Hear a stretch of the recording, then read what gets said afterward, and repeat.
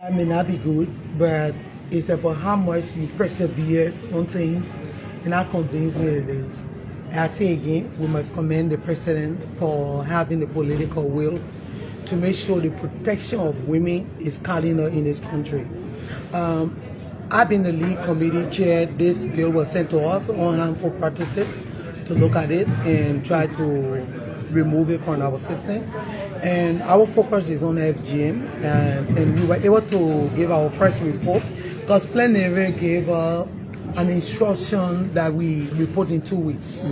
So we worked very hard meeting civil society, traditional leaders, and opinion leaders, the justice minister, the gender minister, health minister, and the rest of the team, to hear from them how cardinal is this bill to every one of us. And the committee did well. We were able to give our report. We firstly look at it that we cannot treat our country like harmful practices. We were able to come up with a name, changing the name of the bill to say the Women and Children Protection Act. So it was brought to plenary. You listen to the feedback from our colleagues. Some are in favor, especially both of them are saying that they need to go consult their constituents, which we said, the only thing we said in the bill was the committee members and the county that practice it. But it's left for plenary, whatever decision they make, we still going to follow it, that the committee go back and do more work, and that also there'll be more public hearing, and also that the committee make sure that every 73 members go for consultation in the various districts and come back with a report to us to give our informed position to pass the bill. But let me tell you, I've been a survivor of FGM, and when you tie in it to LGBTQI and gay rights and other things, it baffles me, because the issue of gay rights, there is no one refusing to pass the law. Bring your law on the floor. I am a survivor of FGM, and I know what, as a woman, we have gone through. Even some of the men are saying, they normally say we don't date women that John Sunny. That's what they say to us. They come from there. Some of them, their children, their wives are not even members. But because they come to make this thing because they want to vote for our traditional leader, the bill is good. What we want is, let the traditional leader likelihood be inclusive in the bill. Let it be improved. What is the alternative likelihoods you're going to give them? It's just that to open a Sunday and then the men go and collect the money, or the internal affair inspector go and collect the money from them, and they don't benefit. But what happened? The zones should also be part of the budget. So remove the harmful part of our culture. It means take away the culting, take away the FGM part, and make sure that our culture stays a bit unique, that even me will be happy to take my girls' children. So is it because I'm a lawmaker, or they are lawmaker, they're able to protect their children? So they come and say, oh, our culture, nobody's stopping our culture, nobody going against our culture. It hurts my heart, because being a survivor of FGM and seeing how much mockery is made out of us every day, then people come and sit and make it look like they so care about our culture. It's saddening. It hurt my heart. I know that what we go through every day. So what we're saying to our citizens, what we're saying to our traditional leader, the intent of this bill is not to stop our culture. The intent is, we are in a modern world. We sit on the Security Council. We're making major decisions. We have to take away. Our constitution is clear. We should do the best practice of our culture and remove the harmful part. So that is why our consideration and our focus right now is. And I say thank you to plenary. It was great.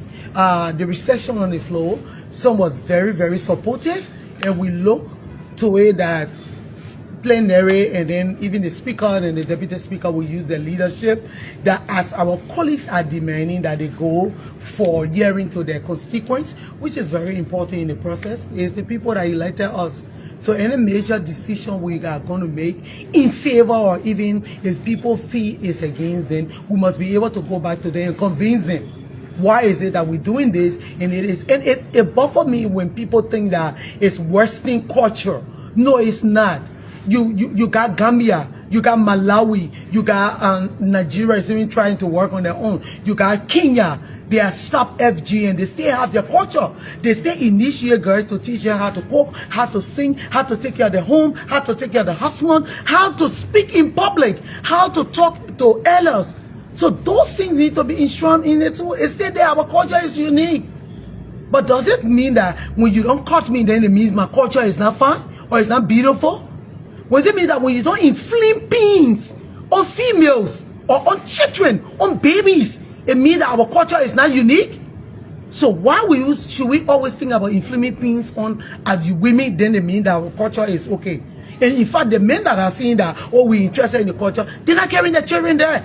Bring your girl child, bring your wife, bring your sisters. Let me take them, let me initiate them. Then I know you love our culture.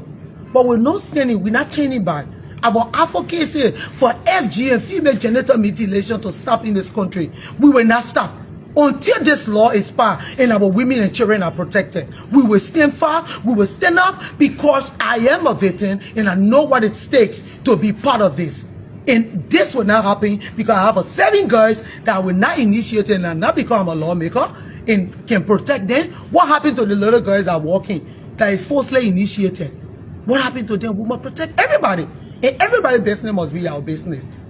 Okay, Honorable, what do you make of a proposition from some who consider themselves as educated traditionalists? For they call for medicalized FGM. That is the process of FGM being done by medical practitioners, and then it being modified in a way that people are not forced to do that, and that certain age, that is a legal age in Liberia, must consent to do that voluntarily before that being done. So these are some of the modifications that some educated traditionalists are proposing. What do you make of this? So the first thing is, if you say tradition and then you are still saying, must we still have this part? Is it the only part that made our culture and tradition unique? For me, as lead chair on this committee, I'm convinced that remove FGM. Okay. Remove FGM from part of our culture and make sure our uniqueness of our culture be applied to everybody. That's what I want. And maybe suggestion for other colleagues, when they go to their constituents, they will come back, they will give us the report.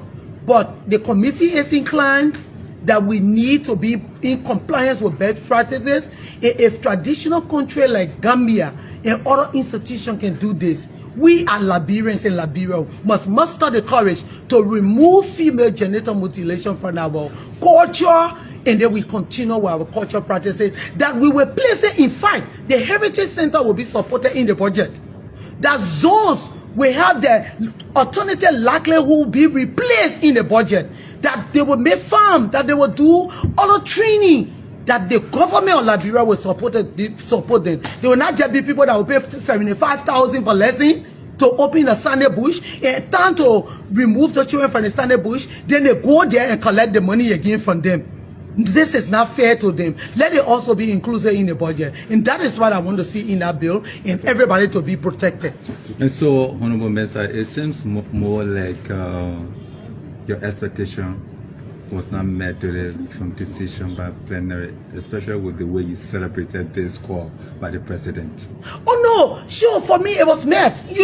We come from diverse background. Everybody here for their own interest. Some people are here with different views on issues, the way they see it. But with at least my colleagues didn't say throw the bill outside.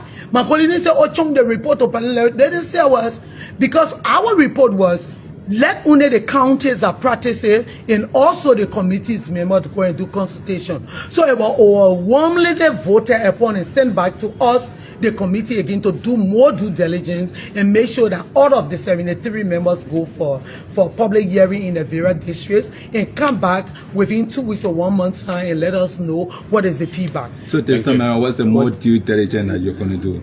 Oh, the citizen, this is law that border around our culture. And also, people in the districts, the citizen must be aware of the decision they're going to take.